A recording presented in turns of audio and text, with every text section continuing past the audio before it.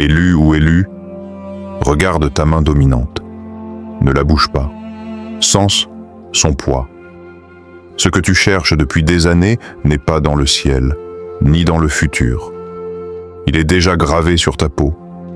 Tu pries pour recevoir une puissance, mais Dieu murmure « Pourquoi demandes-tu ce que je t'ai déjà inscrit ?» Ne quitte pas cette vidéo. Ce que tu vas entendre n'est pas une métaphore. C'est le code secret de ta destinée et il s'active maintenant. Si ce que tu viens d'entendre résonne déjà en toi, pose un like maintenant pour activer ce message. Écris simplement en commentaire « Je suis prêt à » et partage cette vidéo à une âme qui doit recevoir cet appel aujourd'hui. Ce n'est pas par hasard que tu regardes cette vidéo. Ce moment est un rendez-vous divin. Ce malaise que tu ressens n'est pas de l'anxiété. C'est un signal GPS spirituel. Dieu t'a conduit ici parce que la timeline de ta souffrance est expirée. Reste jusqu'à la fin et je révélerai le mystère du signe M dans ta paume, le toucher de Jéricho et la cérémonie d'activation. Si tu pars maintenant, l'arme reste verrouillée. Ta paume n'est pas une simple partie de ton corps. Elle était un parchemin vivant. Dans les Écritures, Dieu dit qu'il a comme gravé ton nom. Et le mot d'origine signifie entailler, sculpter, marquer de façon irréversible. Ce signe dans ta main n'est pas un hasard biologique. C'est une signature divine. Tu n'es pas accidentel, tu es marqué. Et si tu t'es senti différent toute ta vie, ce n'est pas de la folie. Tu as été sculpté hors de la masse. Imagine-toi un repas de famille. Les rires fusent, les voix s'entrecroisent, les regards se croisent. Mais toi, tu te sens derrière une vitre invisible. Tu souris, tu réponds, tu fais semblant d'être présente, alors qu'à l'intérieur tu te sens à des kilomètres. Tu t'es demandé « Qu'est-ce qui ne va pas chez moi ?» Ce n'est pas une maladie, ce n'est pas un défaut, c'est un décalage de fréquence. Le signe dans ta paume agit comme une antenne spirituelle. Tu captes ce que les autres ne perçoivent pas. C'est pour cela que tu t'es toujours senti et différent. Le monde a vu ton signe et il t'a menti.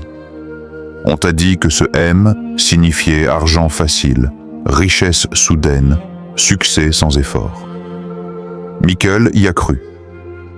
Il a attendu que l'argent tombe du ciel, a cessé d'agir, convaincu que sa percée viendrait seule. 2 ans plus tard, il signait des papiers de faillite, les larmes aux yeux. Il pensait que Dieu l'avait trompé, mais il s'était trompé lui-même. Le M n'est pas le fruit, il est la racine. Dieu ne donne pas la richesse toute faite, il donne le pouvoir de la créer. Ce signe dans ta main n'est pas la lettre M moderne, c'est l'ancienne lettre hébraïque Mem. Elle signifie l'eau, le courant, le chaos créateur d'où naît toute chose. Dieu ne t'a pas marqué pour stocker des richesses comme un coffre fermé, mais pour laisser circuler le flux comme un fleuve vivant. Tu n'es pas destiné à accumuler, mais à faire passer, diriger, irriguer. Et si ta vie manque d'abondance aujourd'hui, ce n'est pas parce que tu es pauvre. C'est parce que le flux est bloqué. Tu n'es pas pauvre. Tu es bloqué. Tu as peut-être remarqué que tout ce que tu touches semble finir par se briser.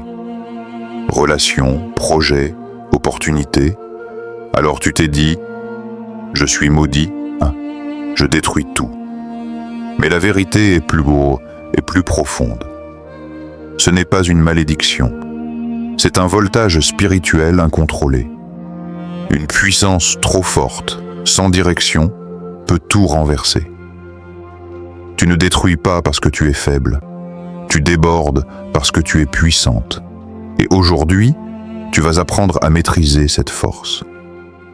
Il est temps d'utiliser ce que tu portes sans le savoir. Devant toi se tient un mur invisible.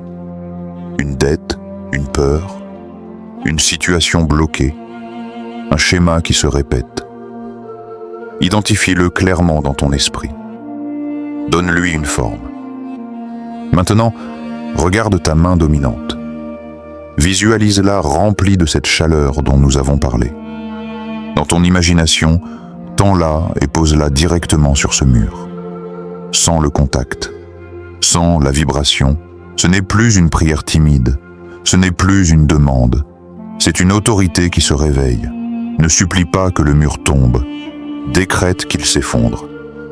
Commande au flux de circuler, reste concentré. Ta main n'est plus un simple outil, elle devient l'instrument du changement. Et plus tu participes à cet instant, plus ton esprit grave ce nouveau pouvoir. Ne crois pas que ce réveil passera sans résistance.